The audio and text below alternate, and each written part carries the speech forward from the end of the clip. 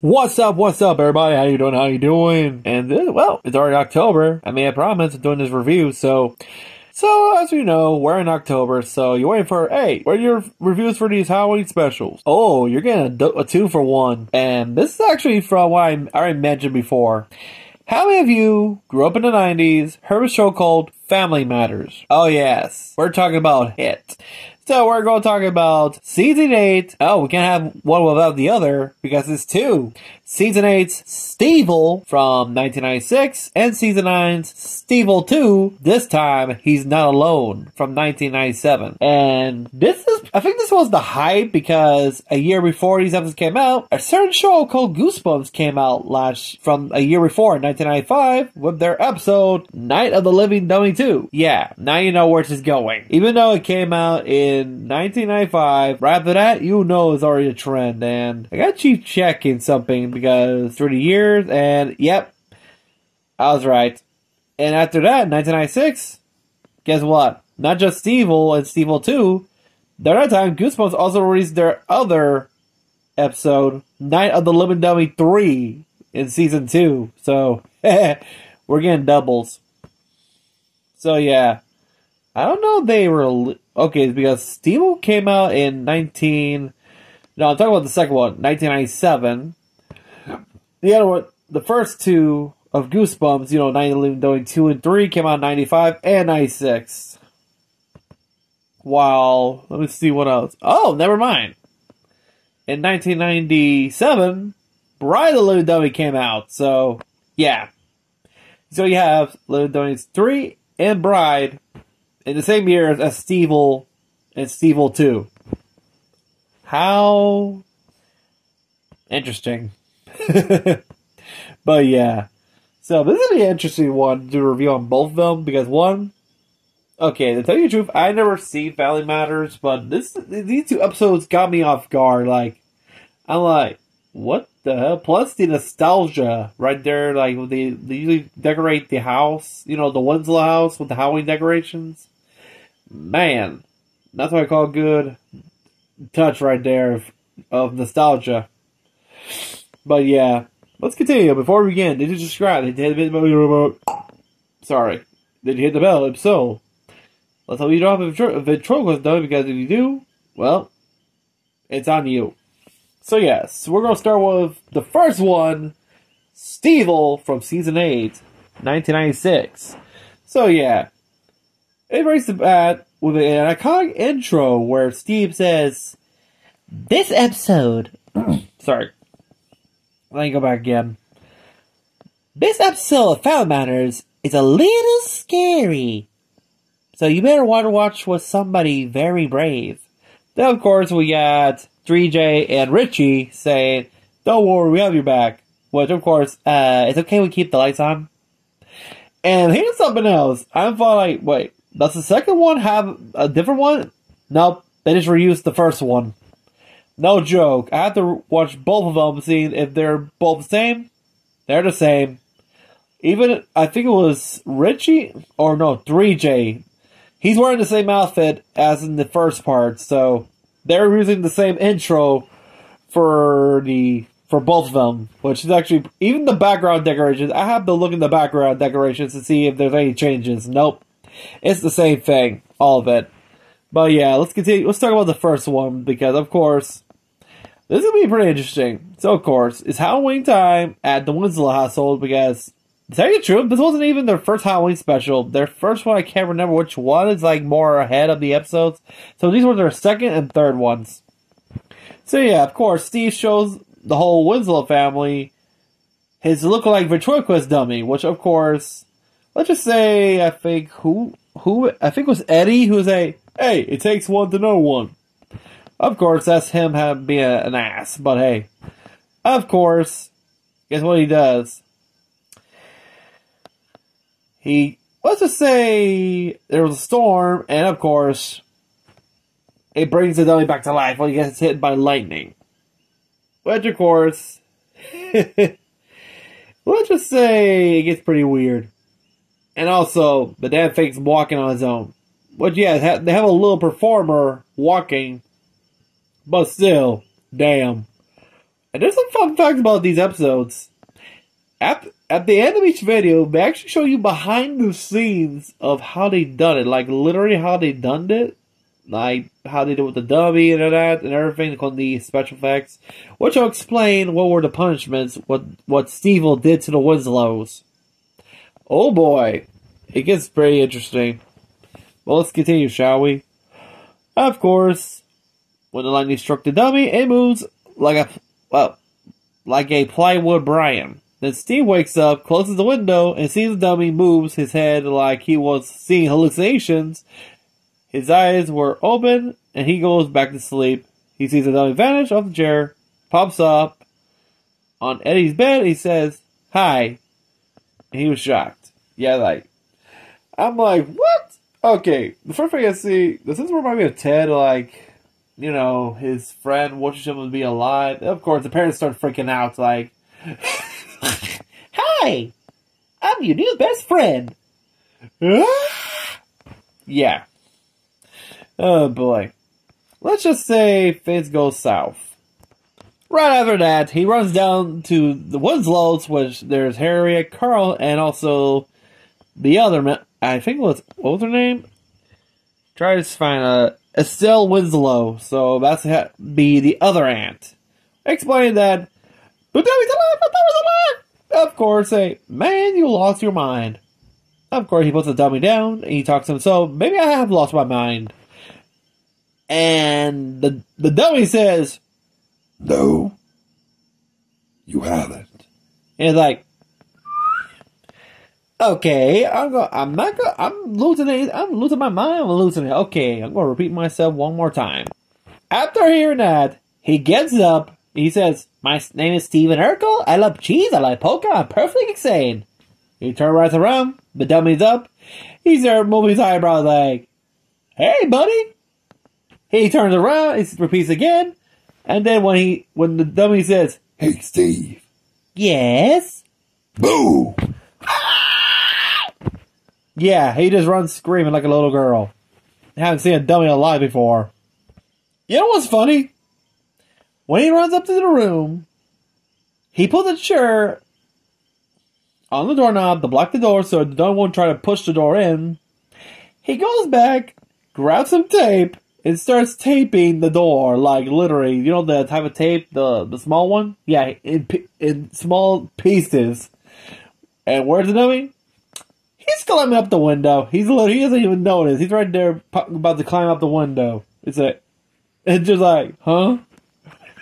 He forgot to close the window. That's the first rule right there.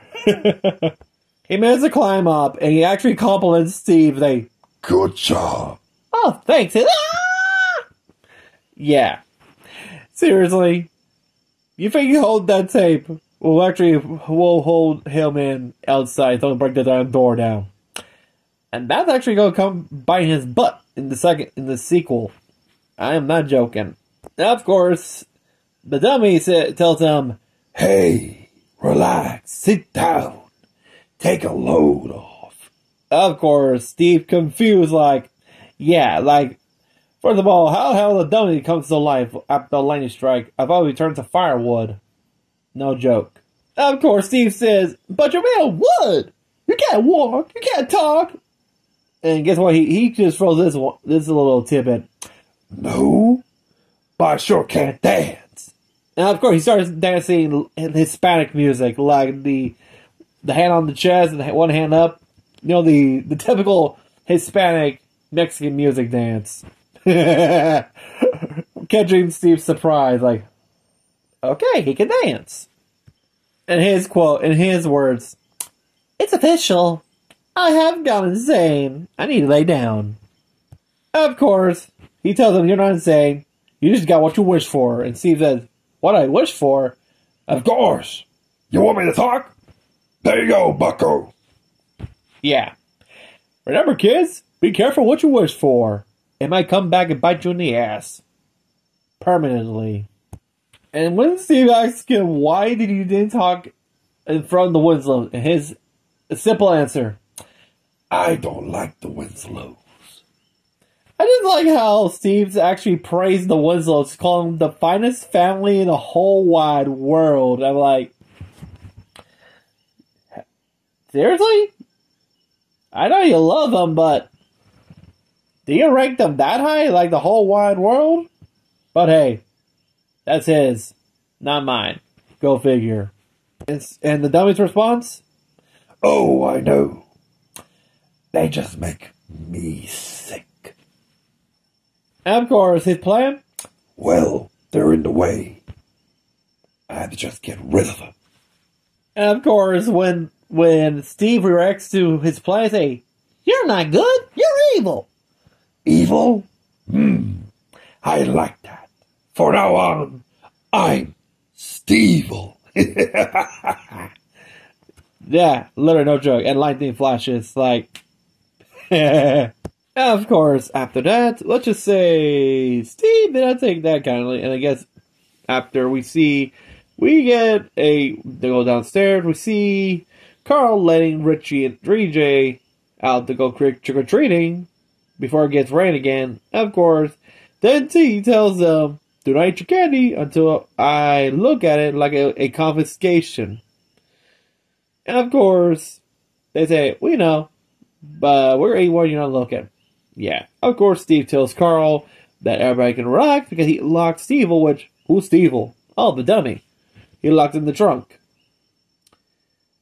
I'm sorry, but when we get to see the trunk, we see Stevil in the trunk with his eyes glowing. That's menacing right there. But you think, does his trunk will hold him? Let's find out. I'm sorry, but when you zoom in the trunk, he literally busted through the trunk from the top and unlocked it because there's no lock. It's just like those locks you just put in the hook in. Yeah, that. And we get a close up of the trunk with the lid start to slowly open, and we see Stevil. His eyes start to glow. Like he starts this. There's a lot menacing laugh, knowing, we're gonna have some fun tonight. And our first victim is Eddie. After he gives out candy to trick-or-treaters, he lays on the couch reading a magazine. I gotta say, Eddie has to be the dumbest one because he actually followed the oldest trick in the book, which is Stevil is actually inside, climbing down the chimney, and he calls out to Eddie, pretending to be Santa Claus. I am not joking. You know how he gets him? He just pops out under the chimney and say, "Oh, Eddie." Hey, what was it? Help me, I'm stuck in the chimney. Eddie, Santa? He literally thought, what the hell? First of all, what was Santa doing in October? And this is Night Before Christmas. No joke, this is 1996. Wait. Was this before or after? Let me check. Yeah, after checking that? Yeah, my bad. This came out after Night Before Christmas, that gag. So yeah, sorry, my bad, my mistake, I'm an idiot. Game over. Blah. Yeah, but back to here. Of course, Eddie goes check him. Wow, the apple does not fall from the tree, doesn't it? And guess what he does? He climbs on the ground, goes into the chimney and say, "Hey, are you up there?" And Stevil just grabs him up and right up the chimney. For a tiny dummy, he has super strength. Damn. And of course, we see Stevil popping up and says, "One down, 5 to go." And I'm like, ooh, he's going there. Who's next? And our next victims are 3J and... what was it? I forgot the name of the other kid. Estelle? No. Okay, people are going to beat me to shit. Richie. 3J and Richie. They're on their bikes, and Stevil is chasing them in Steve's car. If you don't hit Steve's car, Damn, wasn't it? What's his car called? Estelle, I think? Let me see. Let's see. Estelle. Yeah. Estella. which, that's a very tiny car. Damn, but of course it's Steve, why not? Which, it's pretty funny to see them be chased by a tiny car, driven by a dummy. And of course, we get back to the house and we see what's left of the box. Literally, the box wide open with a busted top. And of course, Steve runs into the room. He sees the box. He says, Jennifer. Wait, what did he say? I can't remember. Let me check. Okay, it's Jumpin' Jehovah Fat? Jehovah Fat. He says, Jumpin' Jehovah Fat. He's loose. No, he isn't. He just slams the door right behind him. Like so. He says, Relax, chum. It's the Winslow I'm after for. Wow, that's unpleasant, huh? Not. He says he's been a very busy time today. What do you mean? Check out Murphy bed number 1. So he does. He pulls down the bed. And what does he see? 3J and Richie. Their heads on the bodies of Michael Jordan and Scottie Pippen. Yeah. Ain't that a surprise? And of course begging, help Steve, help! I look at how he says, what kind of dummy are you? The kind of stuff's Eddie up the chimney. Yeah, that kind of dummy. Then when Steve says, don't worry, I'll come back to save you. He literally, his face just kissed the door like hard and it, bonk. He opens it, he just waves his finger at the dummy like, and Stevil breaks the fourth wall, looks right at you, says, What a goof. Literally, like a surprise, like right there. You don't expect him breaking the fourth wall, says, What a goof. With an expression like surprised. That the guy who wished him up is a complete goofball. We all know Steve's a goofball, but he's a genius one of that. Of course, he races down the kitchen, calling Laura and Harriet, which, Laura and Harriet, where are ya? And Steve will, Oh, that might be around here. Go check the cupboards. There might be a little honey. which of course, when he opens the cupboards, who does he find? Laura in pieces. Not joking, he literally opens all the covers. She's in pieces, like one half here, another half here, and one half here, another half there. And out of all the words he could say to Laura, he says this. Laura, don't worry, pull yourself together. And she just gets like, really, idiot? And he's about like, maybe I should have said that. Or in this case, a poor choice of words, but yeah. His way. Okay, bring in Stevil with the pun. Laura is a nice girl, but she suffers from low self-esteem. Yeah. The crazy pun said, hey. Of course, Laura tells Steve to close cupboards because she doesn't want to know what to see like that. So he does. He demands, where's Aunt Harriet? Special delivery. Which, what do we have on the table? A big axe box. Which, okay, we've seen Twilight Zone. We know where this is going. Of course, Steve asks, what's this? Turn the crank and find out. So he does. You know, like crank like dun dun dun dun dun dun dun dun dun dun dun dun dun dun dun dun dun dun dun.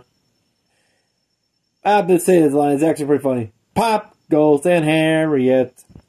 Literally, Steve made Aunt Harriet in a jack-in-a-box. Oh my god. And the effects for this, I know it's pretty cheesy, but it's still funny. Like, you see her head popping. I think this is supposed to be a little bit of a homage to the Twilight Zone. You know what I'm talking about? The kid that people don't dare to get pissed off at, or they'll suffer the consequences. Yeah, the same where the kid turns I don't know who, but him into a jack-in-a-box, which freaks everybody out. Yeah, that.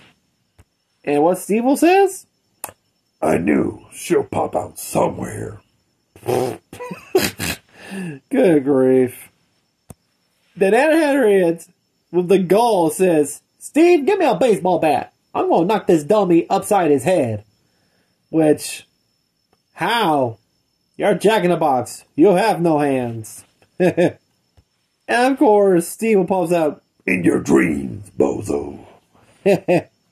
Like, damn. Here's a funny tidbit right here. They forgot to edit the box because when you see Steve getting chased by Stevil, you look at the background, you see the Jack box, and then Harry is not there. You see nothing. Like, there's only, I think it was a platform for where the head's supposed to be. Whoops. Okay, now I remember. It's when Steve says, "That's it. You gotta be stopped." He grabs Stevil and throws him. When he's about to get towards the fridge, guess what? We get past the Jack in the Box. We see where the head supposed to be. You know this weird plaque where you put, for digital effects. That I am not joking. They forgot to do that, and it's actually pretty funny. And to tell you, if you've seen in this episode, I'll tell you where the scene right here. I think it is around. Let me see if it is. Okay, it's around 14 minutes. Okay, if you pause to 14 minutes, you'll see the Jack in the Box without the heads, and it's actually pretty funny. You'll see it only looks like a clown suit, and where it's supposed to be the head. But when you see her bobbing, it's like a spring trap. That's how funny it is. They forgot to edit the damn box. Maybe it's difficult? I don't know. But, yeah.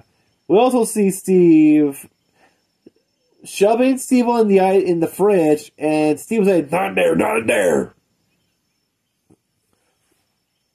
Okay. Things are getting weirder. He starts calling him Howdy Doody. Then he feels the refrigerator shaking. He starts screaming until, guess what? Stevil busted through not only the refrigerator, but the wall as well. You know what's funny? Before he even knows it, there was smoke coming out. When he opens the refrigerator, there was a big ass hole in the back. You see Stevil he pulls an Evil Dead 2 move, like with the possessed hand. Yeah, he disappears in the left side of the hole. Of course, he runs to the living room. He sees Carl right there. He tells him, "Hey, have you seen Evil Done Ever Done Holiday?" "Nope. If I haven't seen it, I'll let you know." Of course, he's trying to explain what happened to 3J and Richie, Eddie, Laura, Harriet. Of course, he said, "Really? I don't even care if something bad's happened." It's like, wait, what? What do you mean telling that? And here's the plot twist, because it's actually pretty funny here. It says, "Ain't that bad?" Steve reacts saying, "Why do you say that?" He says, "Well, Steve, line up," and he just pauses right there, collapses.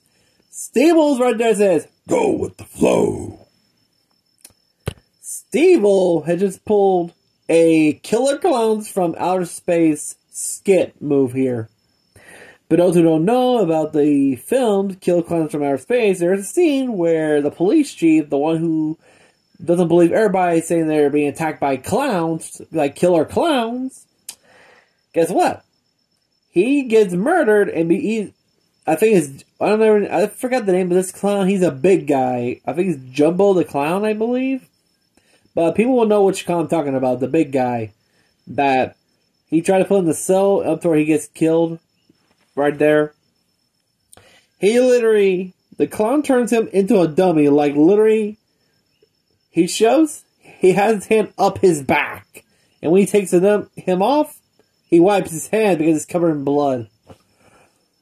This is what Stevil does, but instead of, that, he just, like, falls over and he just sits on Stevil. Like nothing.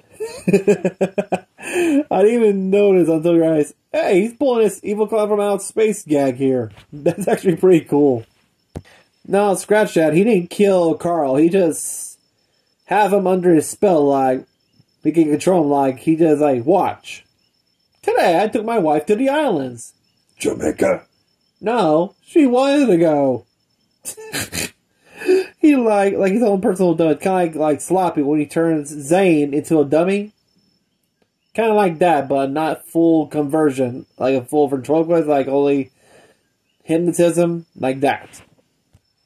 After that, the reason why he took out all the Winslows is because he wants to go on the road with Steve to do a ventriloquist act, but in reverse. That Steve's the puppet and him the ventriloquist. Of course, Steve, not liking the idea, he jumps into a fight, which, of course, Steve is Steve. He tries to act macho, like, the old traditional, like, fisticuffs and that. I don't like the name callings. You're mine, Four Eyes. You first, Pinocchio. And the last one. In your dreams, meatbag. And I just kind of see this gag here. Like, you see them both. Okay. Steve are walking. We all know it's a little person in a suit, which is actually pretty funny. He's wearing a hard head mask that looks like a dummy, so it's pretty funny. Anybody gets the Fang 9 million done for that? I sure don't. Maybe. Maybe not. Who knows? We get this whole fight scene. It's so funny that, okay, I think Steve tripped him. And he's like, under the apple tree. He goes behind. Steve jumps in. He pops out with Steve attacking him, which you can hear him making like growling in that, and you don't even see his mouth. It's like a stunt doll. It's too funny. He just tosses it to the ground, jumps on him like WWE style, rips his head off, then his arms, his legs, stumped on his chest, and what does he do? Lays on the couch, thinking, victory. And he's like, okay, it's over. I don't know where the arm starts to move. I'm like, okay, now things are going Evil Dead. And slowly, his arms and legs go back together, and then his head. And Steve just saw the whole thing, terrified as shit. Steve, finally, when his head gets connected to his body, he sits up and said, okay, now it's personal. He just moves out like, looking at Steve like, oh fuck, now I'm screwed. Steve literally jumps on Steve while pretending like, this is a dream, this is a dream, this is a dream. Nope.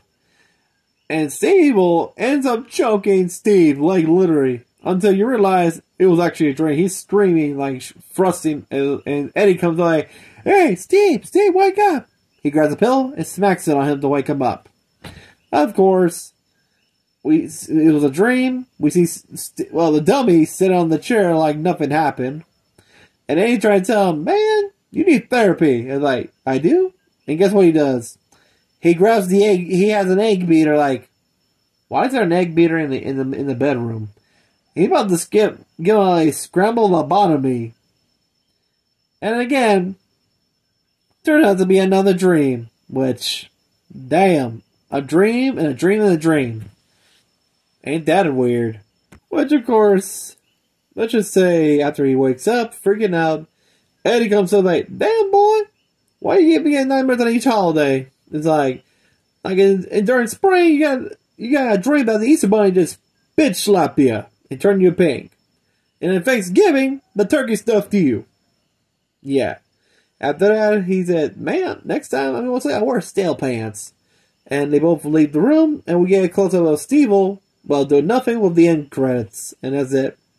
But there's more content, because after this, they actually show the behind the scenes of how they did this stunt, like with the dummy and that. It was pretty cool. I kind of like it. It was pretty awesome. So yeah, I think that was Stevil. Oh, you thought it was over? No, it ain't. You got one. We gotta have the other. So we're going now to its sequel from 1997, I believe. Yeah, from 1997, from season 9, Stevil 2. This time, he's not alone. Which, wow. This has to be a fun one because it's now like a dream. It's more like a dream in a dream. Ain't that weird? And this ain't The Matrix either. So yeah, let's get to Stevil 2. And we had, like I said about the opening credit, it's the same as the first one. I think they reused it. Like, yeah, I had to double, triple, quadruple, 5-time check. If there's any difference, nope, they're the same intro. Of course, we see Steve trying not to sleep because, after what happened last year, of course, he has to try to find something to keep himself awake. That's what you do. He plays basketball in the living room, which of course Laura walks down, which of course tells him why he's not going to sleep. Which would say Steve doesn't want to have a nightmare about Stevil, which of course she reminds him that he flushed him down the toilet and he's not even real, alive. Yeah, how do you fit a dummy through a toilet? That's something weird. Of course, she walks back up to the stairs to go to sleep. As for Steve, he tries to remain awake. Nope, he just falls dead asleep, like so. And of course, when you see his dream, we see the bathroom where he flushed down Steve, and guess what pops out of the toilet? Stevil's arm right out. And we see Stevil popping out of the toilet. Of course, Steve says, "I'm back." Which, how do you even fit a damn dummy down the toilet? Because they're massive. And the pipes are small. How does that... Well, if you fit a rat in there, of course it would fit.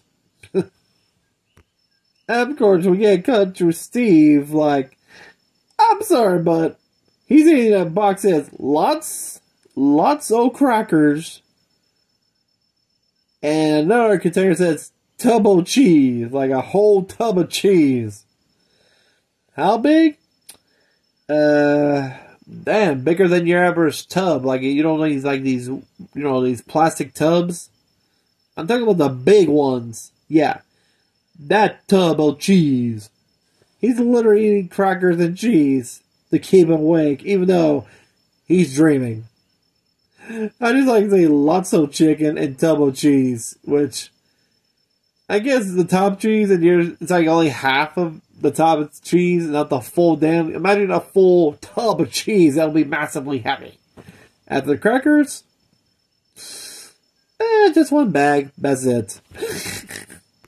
Of course, Steve knows the storm and the power's about to go out. He just gets up like, that's weird. The power goes out. When the power comes back on, he turns around. Stevil's right behind him. He starts screaming, and Steve says, "Surprise!"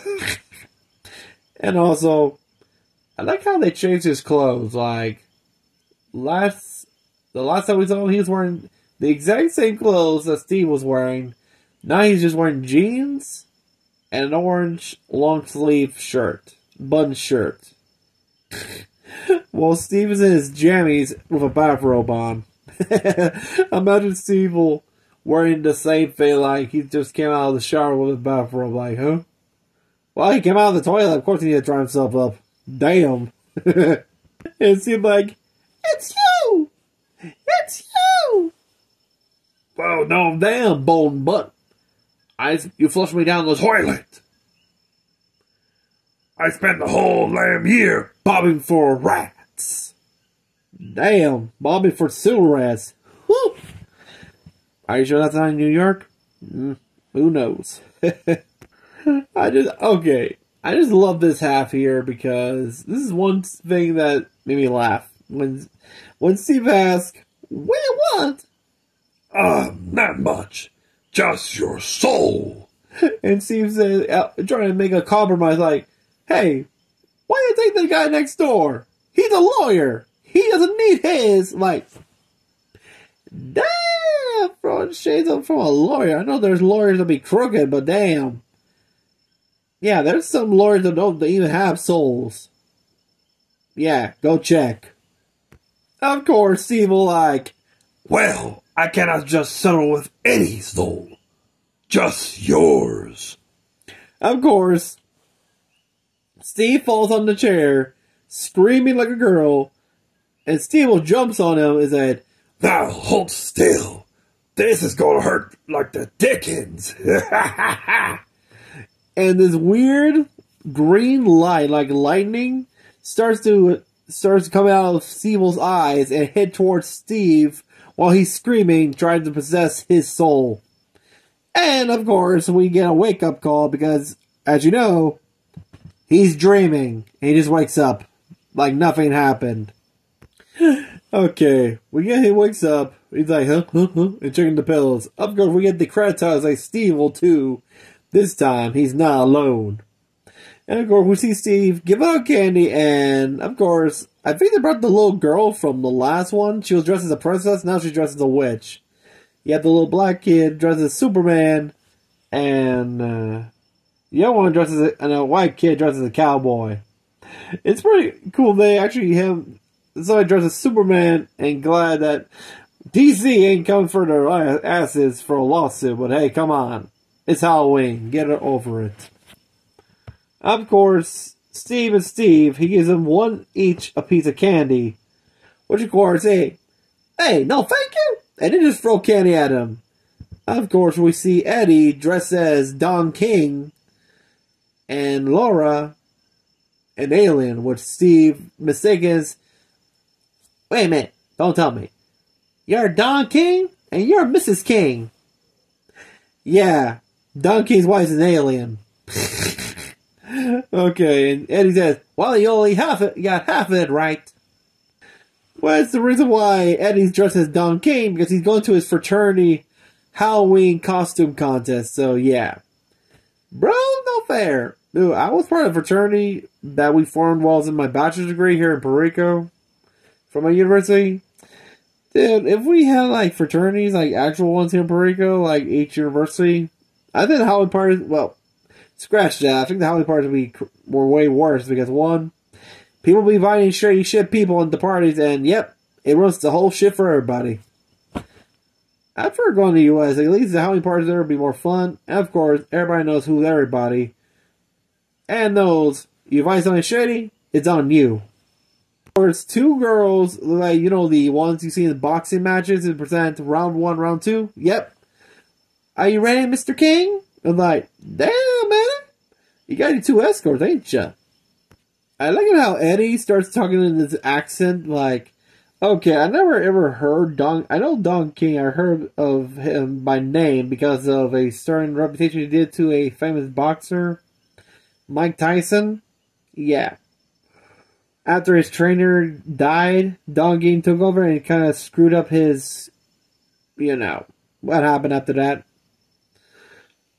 Of course, when Steve says, oh, it's a theme, Don King boxers. Boxers Don King. Ladies, let me tell you, you know how I made my first million? Only in America. I'm like, damn. And of course, they're like, wait, what about Lauren? She's dressed as an alien. Wait for it. 3J and Richie are dressed as Men in Black. Literally, they're dressed as Men in Black, and she's the alien. Now you get it. I like how okay, you know these laugh tracks and that? I think they use an actual audience, because when 3J and Richie appeared, dressed as the Men in Black, the whole crowd goes wild. Which, yeah, of course. Was this like after the first film came out? You know, the first Men in Black came out? Starring Eddie Murphy and Tommy Lee. Damn. And of course, the Men in Black! And you're the alien! Yeah. After they give us candy, we'll erase their memories, and then we'll go back for more. Pulling out the fame, you know, the damn thing that erases the mind wipe. They just point out, see, like, yoink, and see, like, who are you? Yeah, exactly. Well, after that, Carl shows up, and remember, he's a cop. Of course, Steve is, how's everything, big guy? A little pickish. Everything okay in the concrete jungle? He said, no, we just had a Halloween party at the precinct. Damn, Halloween at the jail, at the police station. Who knew? Of course, he's feeling tired. He's finally going to sleep. Of course, Steve, here, sleep? Of course, about the nightmare, and Carl puts it down and says, you're nuts. So he goes upstairs. We see him walking out of the bathroom, get ready for, oh god, I just like the design of the bedroom here. It's like the wallpaper and everything. Including the bed sheets, typical 90s. Damn, like you're sleeping in your grandma's house. Of course, he pulls out some type of weird medicine. I don't know what it is. He say, huh? What's this? New flavor. He tries it. He tries it. He doesn't like it. What's this? Ugh. New flavor's chalk. Yeah. So, of course, he turns out the lights, and he sleeps in his police uniform, which is actually pretty funny. And now he's having a dream. And of course, you know, like, he just is all Steve, like, evil ventriloquist dummy. And he falls straight to sleep. So, of course, he's dreaming. And guess what he has in his hand? A bucket of chicken. A fried chicken called Bucket o' Chicken. Okay, first we had lots of crackers, tub o' cheese. Now we got bucket o' chicken. Damn, that's a lot of fried chicken. Give me some. And that's what bucket? Let's say the bucket is the size of a paint bucket. That's how big. I meant the big paint buckets. You know the plastic ones, the big ones. Yeah, those. That's the bucket of chicken. And of course, he's walking down the stairs, and he sees a mail for him, a package. More speaking. Of course, he puts the bucket down and the chicken. He says, "Hey, for Carl Winslow. Hey, it's for me." Of course, he starts opening it, and what does he open? What does he find? Another ventriloquist dummy. This time, it looks just like him. Not only by face, but also in uniform. He's wearing his exact same uniform as he is, so now we know where this is going. Of course, Carl starts to enjoy it. First, he sits down with the dummy and says, "Hey, knock knock. Who's there? Mayonnaise. Mayonnaise who? Mayonnaise to see the coming of the Lord." Yeah, of course. Everybody knows that tune. He's having a little fun right there. Of course, Steve walks in and, I'm sorry, but Steve's wearing the exact same clothes as Stevil. And when in his dream, he's not even wearing the clothes. He's wearing his pajama, his night robe, and that's it. Here, when he's in Carl's dream, he's wearing the exact same clothes and tells Carl, "What are you doing that thing? Hey, what? I'm just having fun." With a ventriloquist dummy? It's like playing with a loaded gun. Line up, Steve. It's a hunk of wood. It's not alive. Which, of course, Stevil breaks down the door menacingly and says, Not yet. "Oh boy, things are getting hotter than the spicy one indeed." Of course, Stevil goes full Palpatine, lightning forces onto the dummy of Carl's dummy lookalike, and brings him up to life. Literally, just by zapping lightning, and he comes to life. While Carl's like, "What the fuck is happening?" And of course, the dummy pop jumps off of Carl's legs. It's like, "What the hell? Wait, who are you?" Well, you could call me Carlsbad. Yeah, you got Stevil and Carlsbad. Damn. Okay, I'm sorry, but you couldn't unsee both of them actually walking. I don't know if they actually have little persons or kids in them, but damn. Oh boy, and they both laugh hysterically, like, you know, besides that, well, you're fucked. Like that. I like how Carl says, "What you doing here?" Oh, we got plans. Stevil. Big plans. And Steve out of nowhere. "What? The Robin murder?" I'm like, what? Well, yeah, they can do that. Of course, Carlsbad said, No, we're on the show business. and Steve like, even worse. I'm like, what? Okay, what's worse than murder and rob? That's show business. Depends who's, well, yeah, I agree. Depends who's performing. I like how Steve asks Carlsbad, Hey, when you're human, what you gonna do? I'm going to Vegas. literally, everybody, okay, we're gonna do show business. I'm going to Las Vegas. No shit. And out of nowhere, we see Carlsbad jumping on the table, to the couch, And Steve will just turn on the boombox, and they both start breakdancing. While both Steve and Carl are just like, "Are you seeing what I'm seeing?" Yeah, two possessed dummies breakdancing. And of course, Steve, when Carlsbad does his little dance, Steve's like a little having fun until Carl just hits him to show that, hey, you see both of them like, like leg hit, with the hips, like hip hit. And they both linked in arm, step on both Steve and Carl's foots, hey, we're better than you. We're still on your foot. Bam. And of course, in turn, that's when Steve turns the boombox off and says, "Okay, dance time is over."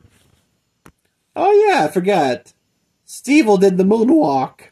That's actually pretty cool, seeing Stevil do the moonwalk. But of course, going back, while saying, of course, when Stevil says that, and then Carl's by day, "Now hand over your soul so we can become human." of course, Steve asks Carl, since he's a cop, "Hey, Carl, you're a cop. What should we do?" Carl, "Well, according to the manual, run." Some cop is like, "Okay, I do agree. How do you handle something supernatural?" "Fucking run. Just run." Even though that the dummies are short as hell. Okay, I just like how both Steve and Carl just split up. Carl tries to go to the kitchen door, while Steve tries to go to the front door, and both of them just block their way, which is actually pretty funny. And when they both reach the stairs, Carl's trying to pull Steve down so he can run up. And both of the dummies like, "Nah, let's take our time. They ain't going nowhere." So yeah, they run to the master bedroom. They both close the door. They don't lock it. It's like, okay, now what? They try to push the door open, they block it, and you hear Carl back saying, "We want your soul." Yeah. Both of them give you soul. "Give me your soul!" Kind of like deadites. They both close the doors, and Steve just puts his ear on the door like, "Wait, I don't hear nothing. I think they gave up." Nope. Out of nowhere, an axe chops through the door, which freaks out Steve, like, "Oh boy, we're getting a call from The Shining right now." And it's actually Carlsbad chopping the door, and he says, "Here's Carlsbad." "I'm sorry, but excuse me. This is actually pretty funny. You see like a bunch of homage to horror films, and you see like you're trying to close the door, and you got a dummy with an axe chopping the door, and it says the line, instead of 'Here's Johnny,' 'Here's Carlsbad.' And it's actually pretty funny. Damn. Which, after that, guess what they do? They grab a dresser and block the door. Which, yeah. You got drawers. It's whack-a-mole time. Oh, I like how both of them move the dresser, and like, he says right here, it's actually pretty funny. "Oh, they can't break through here. This is solid oak." Yeah, they start popping out the dresser's little shelves, until we see Carlsbad's arm grabbing Carl's nose, say, "There she blows." Which of course Steve say, hey, who you helping? Help me. Which of course they both back up. We see all the drawers opening one by one, open teeth like whack-a-mole. That's actually pretty funny right there, I tell you what. Of course, we see him playing with the drawers and stuff, and we see him pop into the "Peekaboo." And with the lights going off and the lightning flash, it's like we see them in the drawer. No, they're not. Yes, they are. No, they're not. Yes, they are. No, they're not. Power goes back. They're not. When Carl goes check the drawers from the dresser, power goes off. Steve squeals like a little girl. Lights goes on. Steve is missing. How the fuck did he disappear if you're blocking the damn door? I don't think he can fit the damn dresser, that's for sure. And Carl's like, Steve? Steve? I just like Carl saying, Steve? Steve? Steve? And he looks straight at the audience, fourth wall break, and he's like, oh my god, they got Steve! Without breaking eye contact to the fourth wall. That's actually pretty awesome. And funny at the same time. Of course, we get back into the downstairs where Carl's going upstairs to find Steve, which, let's just say things go goofy, I tell you what. Of course, as Carl walks down, he sees somebody under the sheets. Believing Steve, he pulls the curtains, and it's actually a prop of a zombie prop, like a skeleton corpse prop, and he starts screaming like a little girl. And it's, oh. Then out of nowhere, a door opens. I don't know if that's a closet or something, but we all know, like, when you see a door open by itself, you know, like, oh shit, now we're fucked. After that, you know, like I said, when the door opens, he checks in, a skeleton prop falls off, false jump scare, and then we hear the kitchen, and he's like, "Is somebody ate my dung bars?" I think he said like that. Yeah, he said that, more like Duff bars. I think they're like chocolate bars. Of course, he walks in the kitchen, he finds Steve, now incoherent, like silent, like someone just stole his brain, like in a trance, like that.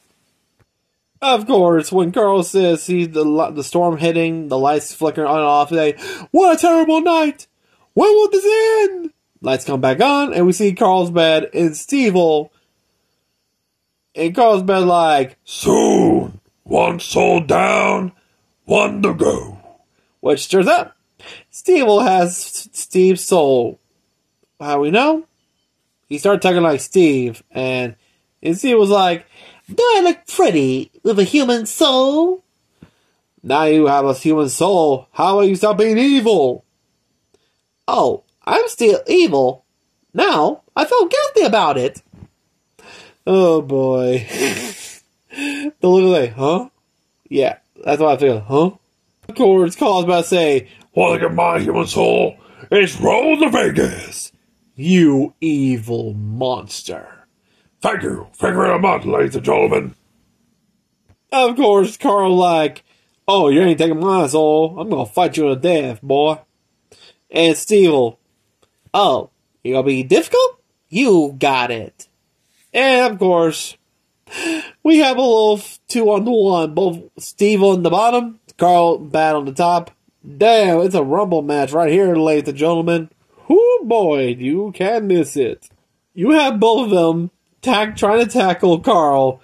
Well, as he walks again, covered in dummies, Steve's like, But Carl manages to get the upper hand, grabs Carl bad off his back, and tosses it out the window, breaking the window. It's right outside. He grabs Stevil, same thing, fwah. And of course, he goes to Steve, say, come on Steve, we're getting out of here. And Steve's like, just, you know how he got up? He's like, walk casually and yoink, like nothing happened. And of course, Steve pauses as when Carl looks. Steve puts the most creepiest face. And remember, he has no soul. Who do you think possesses his body now? Yeah, let that sink in. We see Steve gets his creepy with his glasses, he looks menacing, like, what's the rush? I'm sorry. This is just funny. The moment Carl said, no, no, no. And you know the same thing that Steve will try to do to Steve in his dream? Yeah, he did the same thing to Carl. Carl had to put the most weird ass scared face, like his eyes wide open, like, no! And it turns out to be a dream. Yeah, like exactly that. A dream. But yeah, it is pretty funny though. You know what's also funny? Why does it remind me of the J.D. Vance character from South Park? You know, the weird little baby butthole mouth? Like, do you like the baby oil in the Satan's butt, boss? That. Oh my god, damn. Of course, Carl wakes up and say, not my dumb bars! Of course, he gets out of bed, Steve's right there with the skeleton pro say, "Hey, you're a good listener." The skeleton just falls backwards. Plop. Of course, Carl finds Steve right there. He asks him, "Oh, hey, big guy. How's your nap? You want some Halloween candy? I got this caramel, whatever it is." Of course, Carl apologizes to Steve about making fun of his nightmare because he had the exact same nightmare as Steve. They both talk it. Of course, Steve talked about another nightmare, and Carl's like, "Okay, I'm going back to bed." And that's it. But, oh, it ain't over because we get a little gimmick here of looks like a now appearing in the Elk Room, Stevil and Carlsbad, which I think what it looks like, they're doing show business in Las Vegas. It did not turn out good, and they both start fighting.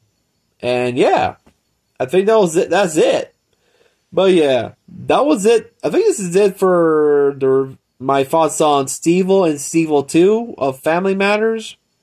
But tell you the truth, these two episodes were good, for one thing. Well, it's thanks to Night of the Living Dummy, of course. Thanks to Slappy. But yeah, get more serious.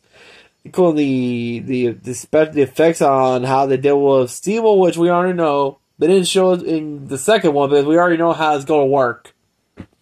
With Stevil and Carlsbad.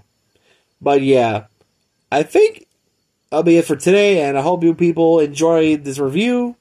And if you want me to do more reaction, well, you know what the drill is. Comment down below, tell me which other Halloween special you want me to do a talk about. Also, I'm planning to do a reaction on Garfield's Halloween Adventure, which I already checked it out. You know how many video people upload the same special over and over again? There's some that go back 7 years ago. Yeah, so it's in public domain, so yeah, I'm planning to do a reaction on that. Like an actual reaction of me watching the special, so hopes of good luck for me. But yeah, I hope you enjoyed this review. And until then, have a great day, have a great night. And besides, in other words, if you're in ventriloquism, just pretend it's not like a loaded firearm because you'll be asking for more trouble. Period. If you use your dummy for good, well, good for you. If not, let's hope your soul doesn't get sent to damnation. Until then, have a great day, have a great night. Stay safe. Peace out. See you next time. See you next week. Until then, peace out.